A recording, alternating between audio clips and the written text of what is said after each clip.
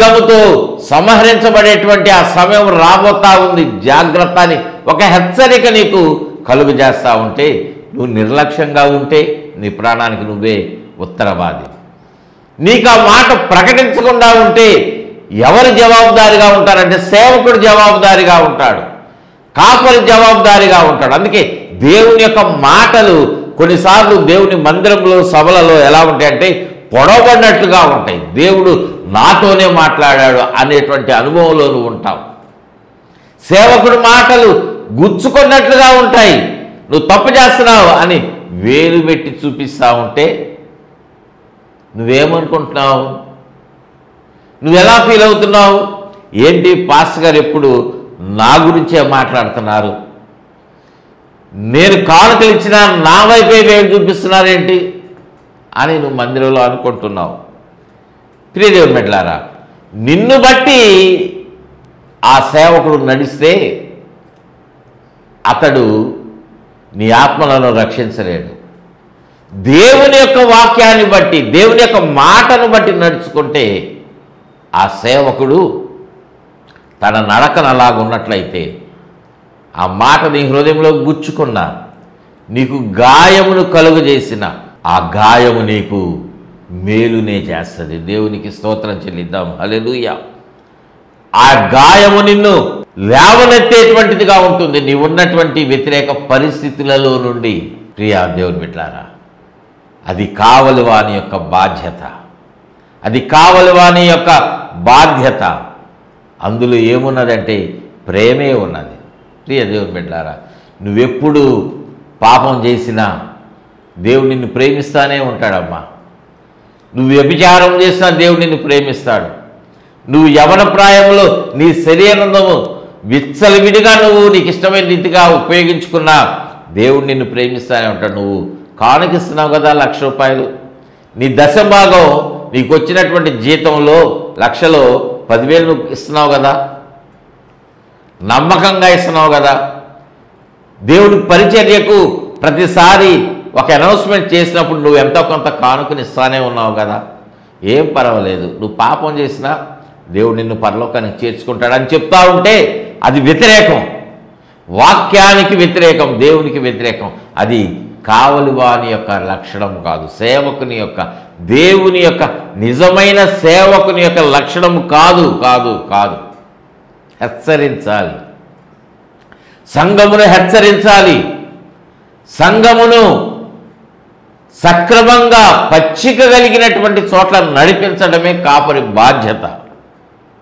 కాపరి బాధ్యత అది. కాపరి మంద తప్పిపోతుంటే ఆ కాపరి కర్ర ఒకవైపు స్ట్రైట్గా ఉంటుంది, రెండో వైపు వంకిగా ఉంటుంది కదా. తప్పిపోయినటువంటి గొర్రెను లాగడానికి ఆ వంపు ఉపయోగించుకోవాలి. నువ్వు వాక్యం ద్వారా హెచ్చరించబడితే నువ్వు లోబడాలి. ప్రియదేవుని బిడ్డలారా, హెచ్చరించాల్సినటువంటి బాధ్యత కాపరిది, లోబడాల్సినటువంటి బాధ్యత నీది. ఎవరు దీనికి లోబడకపోయినా వారు దేవుని యొక్క ఉగ్రతకు గురవ్వటువంటి ఆ స్థితిలోనికి వెళ్తారు, దేవుని ఉగ్రత గురైపోతారు. జాగ్రత్త ప్రియదేవుని బిడ్డలారా. ఈ మొదటి 7 వచనాల్లో ఉన్నటువంటి సందర్భము అది. ప్రియదేవుని బిడ్డలారా, దేవుని యొక్క సేవకుడు ఆయన కావలిగా ఉన్నాడు. కాపరి మా దయాదాక్షిణ్యాల మీద ఉన్నాడు, మేము ఇచ్చేటువంటి కానుకల మీదే కాపరి ఆధారపడుతున్నాడు అని నువ్వు కాపరిని, దేవుని సేవకుని నిర్లక్ష్యంగా చూడొద్దు. దేవునికి వారు సేవకులు, నీకు కాదు. ఆ మాట గుర్తుపెట్టుకోండి. సేవకుడంటే దేవుని యొక్క దూతలాగా ఉన్నటువంటి వాడు. దేవుని యొక్క వర్తమానం నీకు అందిస్తున్నాడు, నిన్ను బలపరుస్తాడు, లేవనెత్తాడు. నీకు అనారోగ్యంగా ఉంటే ప్రార్థన చేస్తాడు. నీకు ఆత్మ సంబంధమైన మేలును కలుగజేసి దేవుని యొక్క వాక్యాన్ని నీకు ఉపదేశించి నీకు క్రమమును నేర్పడానికి ఆయన ఉన్నటువంటి వాడుగా ఉన్నాడు. దేవునికి స్తోత్రం చెల్లిద్దాం. హల్లెలూయా. ప్రియ దేవుని బిడ్డలారా, ఇందులో ఏం కనిపిస్తూ ఉంది? ప్రేమ కనిపిస్తూ ఉంది. ప్రియ దేవుని బిడ్డలారా, దేవుని యొక్క ప్రేమ మనకు ఎంత ఉన్నతంగా ఉన్నదో మరొక మాట మనం జ్ఞాపకం చేసుకున్నట్లయితే, దేవుడు ఈ సంఘాలను, సేవకులను, ఉపదేశకులను, అపోస్తులను, ప్రవక్తలను, కాపర్లను ఎందుకు ఏర్పాటు చేశాడు? ఎఫెసీయులకు రాసినటువంటి పత్రికలో 5-fold మినిస్ట్రీని గురించి వ్రాయబడింది కదా.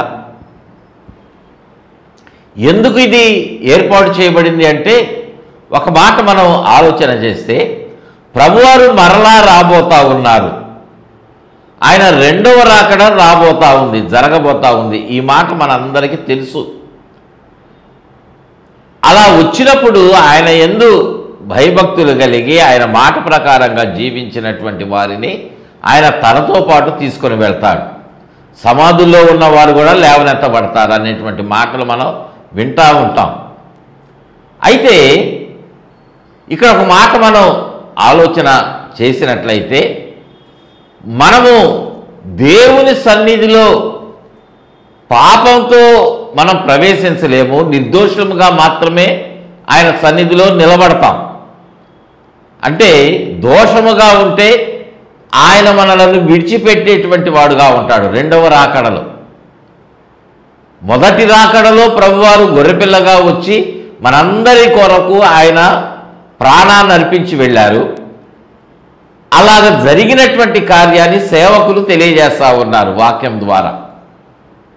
మన రక్షణ కొరకు, మనము రక్షించబడటానికి, పాపంలో ఉన్నటువంటి మనము జీవించాలి అనేటువంటి ఆశను మనం కలిగి ఉండటము సహజమే కనుక, అలా జీవించాలంటే, నువ్వు దేవుని సన్నిధిలో నిలబడాలంటే ప్రభు యొక్క రక్తంలో కడగబడ్డాలనేటువంటి మాట, ఆ సత్యము నువ్వు బైబిల్ చదివితే నీకు కొంచెం అర్థమవుతుందేమో కానీ సంపూర్ణంగా నీకు అర్థం కావాలంటే ఉపదేశకులు నీకు ఉపదేశం చేయాల్సిందే, కాపర్లు నీకు కాపుదలను ఇవ్వాల్సిందే.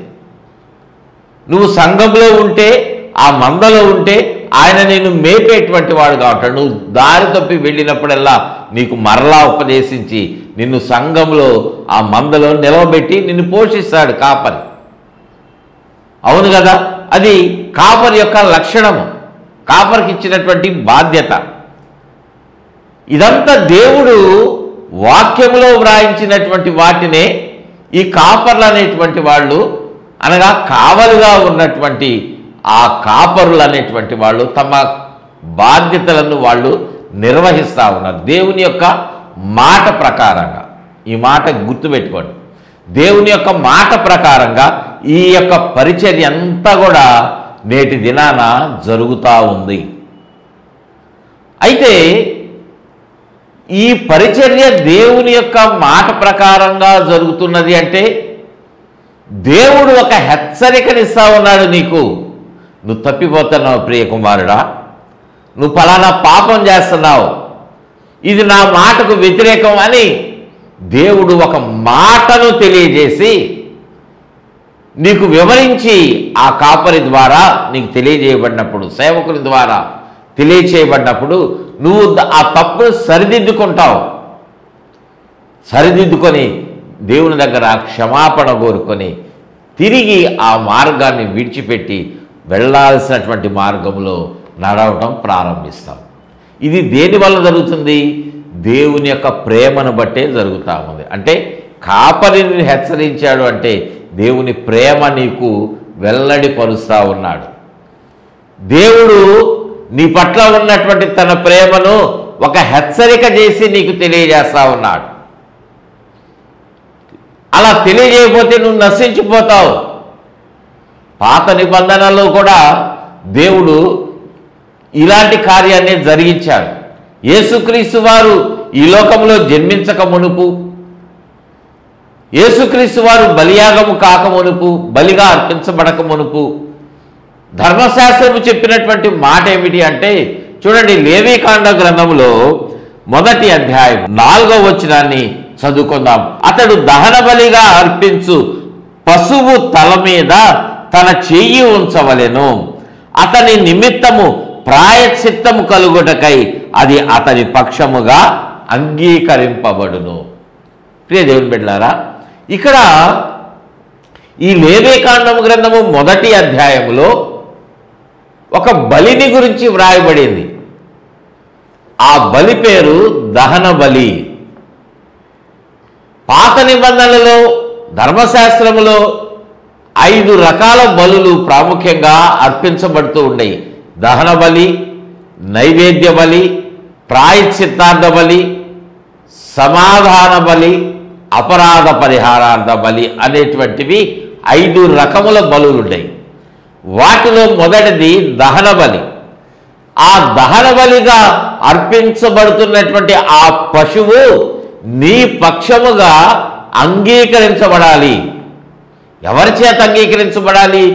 దేవుని చేత అంగీకరించబడాలి. అంటే అంగీకరించబడాలంటే ఆ పశువు ఎలాంటిదై ఉండాలంటే దానికి కొన్ని లక్షణాలు దేవుడు నిర్ణయించిన వాడుగా, నియమించిన వాడుగా ఉన్నాడు. ఎలాంటి లక్షణాలు అంటే అక్కడ 2వ వచనము 3వ వచనములో ఆ పశువుని గురించినటువంటి ఆ లక్షణాలు మనము చూడవచ్చు. చదువుతున్నాను చూడండి. లేవీకాండము గ్రంథము మొదటి అధ్యాయము 2వ వచనము 3వ వచనం. మీలో ఎవరైనాను యెహోవాకు బలి అర్పించునప్పుడు, విన్నారా ఈ మాట?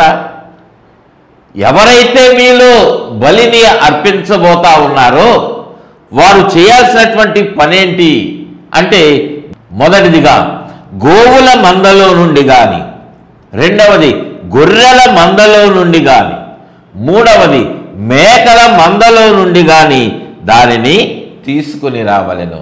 నువ్వు ఏ పశువునైతే బలిగా అర్పించడానికి సిద్ధమవుతున్నావో దానిని నువ్వు సెలెక్ట్ చేసుకో.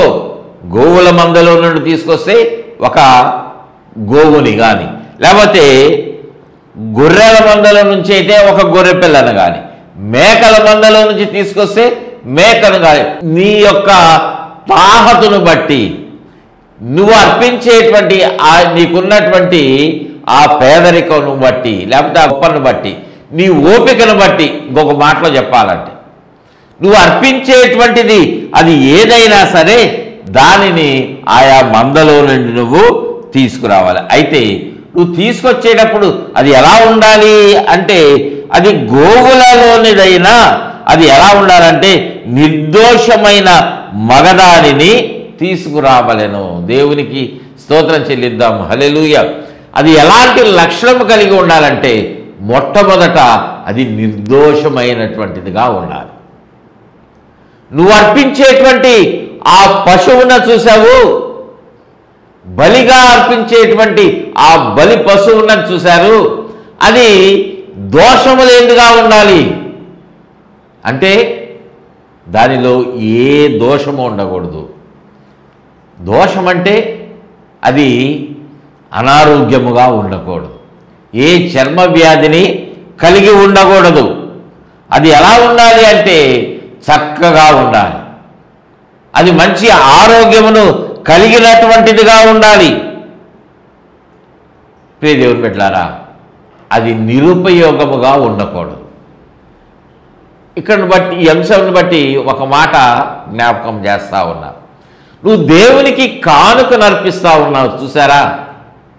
నువ్వు కానుకనేస్తూ ఉన్నారు. మందిరాలలో మీటింగ్స్ పెట్టినప్పుడు పరిచర్య కొరకు కొంత కానుకను సేకరిస్తూ ఉంటారు సేవకులు. అక్కడ సేకరించేటువంటి ఆ కానుకల్లో కొంతమంది ఏం చేస్తారంటే జేబులో చేయబెట్టి లోపల వెతుకుతూ ఉంటాయి చేతులు. కాయిన్ చిన్నదిగా ఉంటే అది 5 రూపాయల బిళ్ళ, లేకపోతే 10 రూపాయల బిళ్ళ. కొంచెం పెద్ద సైజు అయితే 10 రూపాయలు అని ఒక కాయిన్ సైజు చూసి ఎవరి కనపడకుండా ఇలా పెట్టేసి వేస్తారు. లేకపోతే కొంతమంది ఏం చేస్తారంటే ప్లాస్టర్ అంటించినటువంటి 100 రూపాయలు, 50 రూపాయలు, 20 రూపాయలు 4 షాపుల్లో అవి ఎక్కడా చెల్లలేదు. ఇది చినిగింది, ఇంకో నోటి ఇవ్వండి అంటున్నారు. అప్పుడేం చేస్తాం, దాన్ని మడత పెట్టి నైస్గా కానుకల పెట్టెలో వేసేస్తూ ఉన్నారు. అది నిర్దోషమైనటువంటిదా? నువ్వు అర్పించేటువంటి కానుక, నువ్వు అర్పించేటువంటిది దేవుడు అంగీకరిస్తాడా? లేకపోతే లంచం తీసుకొని నువ్వు కానుకేస్తే అది దేవుడు నీకు తగిన ప్రతిఫలం ఆశీర్వాదాన్ని ఇస్తాడా?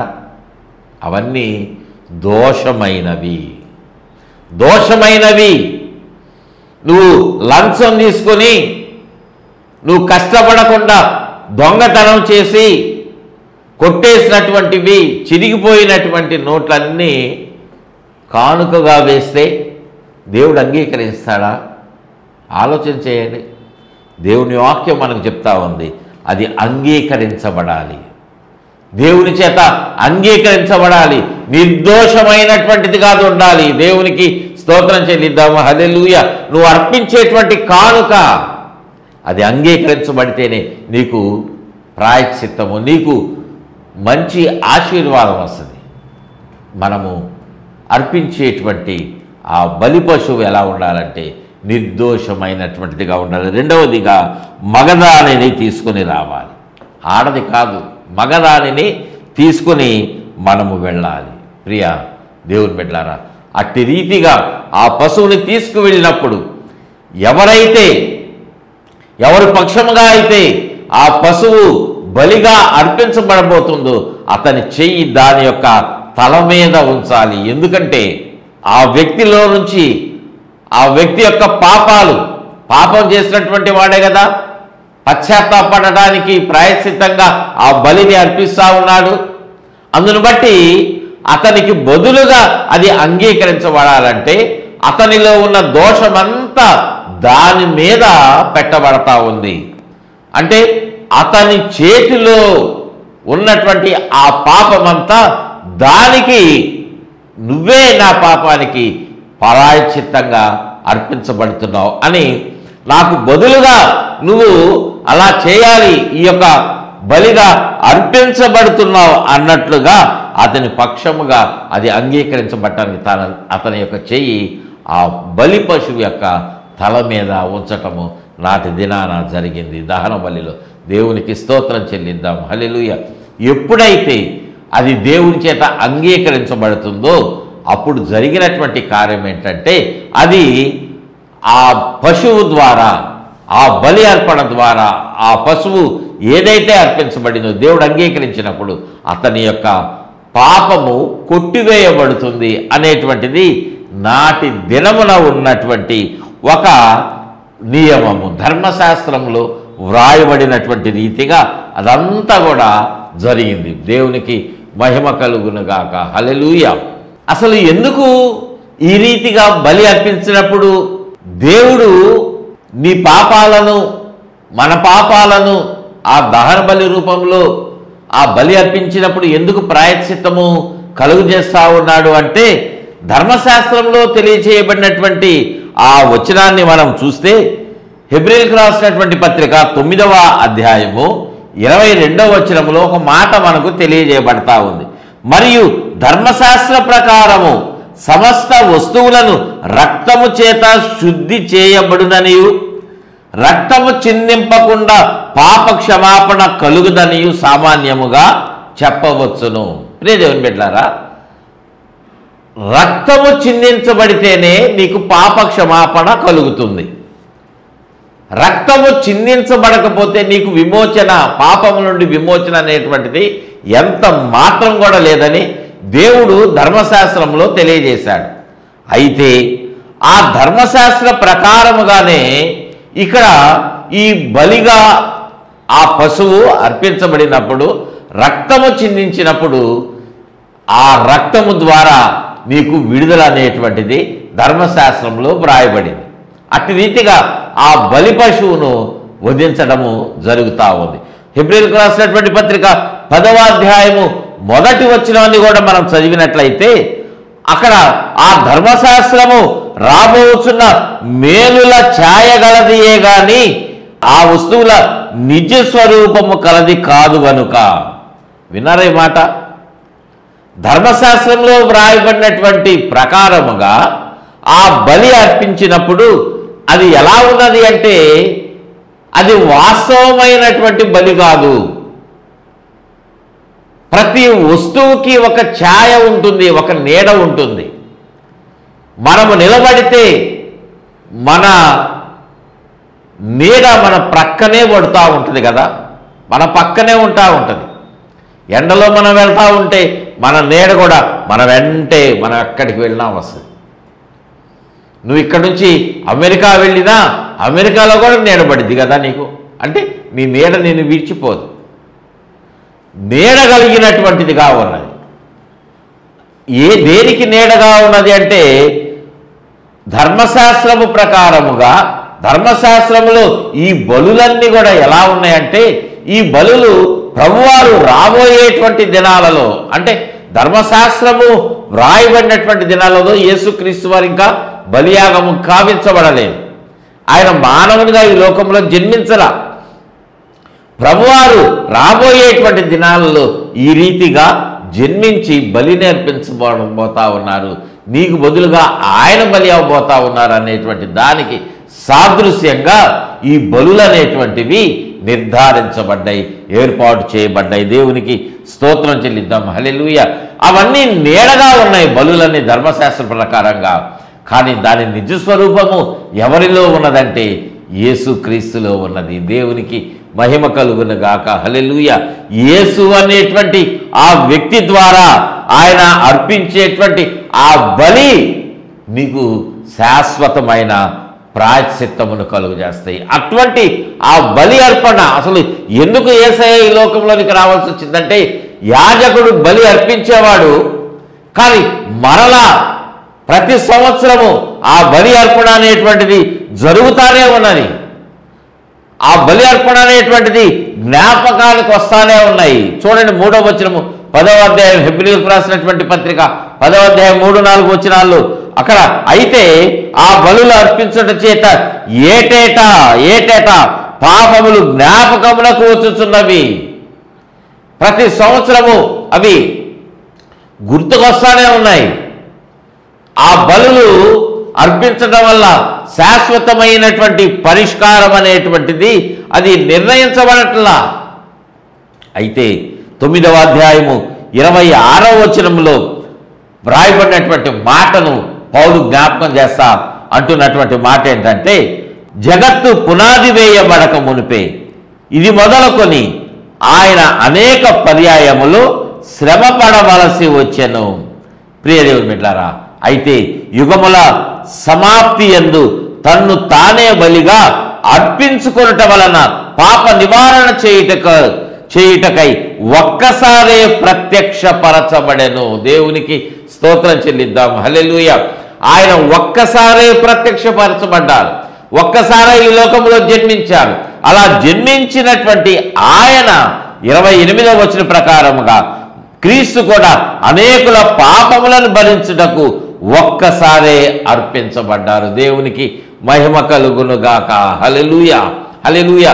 ఆయన ఒక్కసారి అర్పించబడినటువంటి ఆ బలియాగము ద్వారా, ఎందుకంటే ఆ యొక్క కోడెల రక్తము, పశువుల రక్తము, గొర్రెల రక్తము మాటి మాటికి అర్పించబడతానే ఉన్నాయి.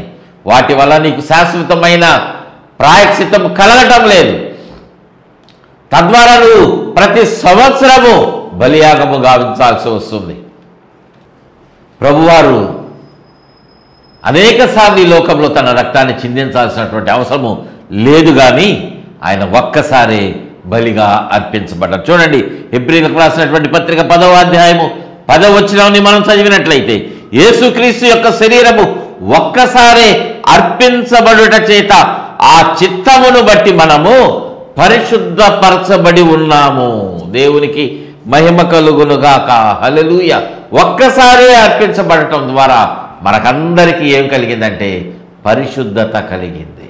ప్రియ దేవుని బిడ్డలారా, నువ్వు కానుకలు వేస్తే, నువ్వు దేవుని సన్నిధిలో పేద ప్రజలకు ఏదో సహాయం చేస్తే నీకు విడుదల కలగదు, నీకు ప్రాయశ్చిత్తము కలగదు. ఆయన రక్తంలో నువ్వు కడగబడితేనే, ఆయన రక్తంలో కడగబడుట ద్వారానే. ఎందుకంటే 12వ వచనంలో వ్రాయబడినటువంటి మాట, హెబ్రీయులకు రాసిన పత్రిక 10వ అధ్యాయము 12వ వచనంలో, ఏనైతే పాపముల నిమిత్తమై సదాకాలము నిలుచు ఒక్క బలిని అర్పించి అప్పటి నుండి తన శత్రువులను తన పాదములకు పాదపీఠముగా చేయబడు వరకు కనిపెట్టుచు దేవుని కుడి పార్శ్వమున ఆసీనుడాయను. దేవునికి స్తోత్రం చెల్లిద్దాం. హల్లెలూయా. ఆయన ఒక్కసారే అర్పించబడ్డారు, ఒక్క మాట ద్వారానే అర్పించబడ్డారు.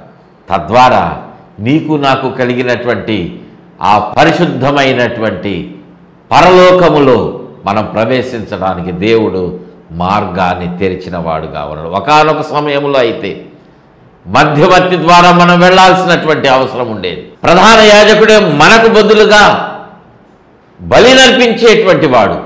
కానీ మనకు బదులుగా ఏ బలి పశువు ఇప్పుడు అర్పించబడాల్సినటువంటి అవసరం లేదు. ప్రభువారే ప్రధానమైనటువంటి బలిని ఆయనే అర్పించారు. తద్వారా యేసుక్రీస్తు ద్వారా మనం ఎలా ఉన్నామంటే ఆయన సన్నిధికి మనం సరాసరి వెళ్ళటానికి దేవుడు మార్గాన్ని తెరిచాడు. చూడండి, ఒక మాట చదువుకుందాం. 19వ వచనం, హెబ్రీయులకు రాసినటువంటి పత్రిక 10వ అధ్యాయము 19-20 వచనాలు మనం చదివినట్లయితే, యేసు మన కొరకు ప్రతిష్ఠించిన మార్గమున అనగా నూతనమైనదియు జీవము గలదియు ఆయన శరీరమును తెర ద్వారా ఏర్పరచబడినదియునైన మార్గమున ఆయన రక్తము వలన, వింటున్నారా ఈ మాట? ఆయన రక్తము వలన పరిశుద్ధ స్థలమునందు ప్రవేశించుటకు మనకు ధైర్యము కలిగి ఉన్నది. దేవునికి స్తోత్రం చెల్లిద్దాం. హల్లెలూయా, హల్లెలూయా. ఆయన రక్తము వలన.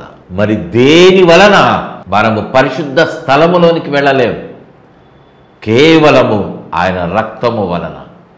ప్రభువారు తన రక్తమును పాపిగా ఉన్నటువంటి మన కొరకు, పాపముతో ఉన్నటువంటి మన కొరకు, పాపులముగా ఉన్నటువంటి నీ కొరకు, నా కొరకు, మనందరి కొరకు ఆయన చిందించారు. అంటే అందులో ఏం కనిపిస్తూ ఉంది?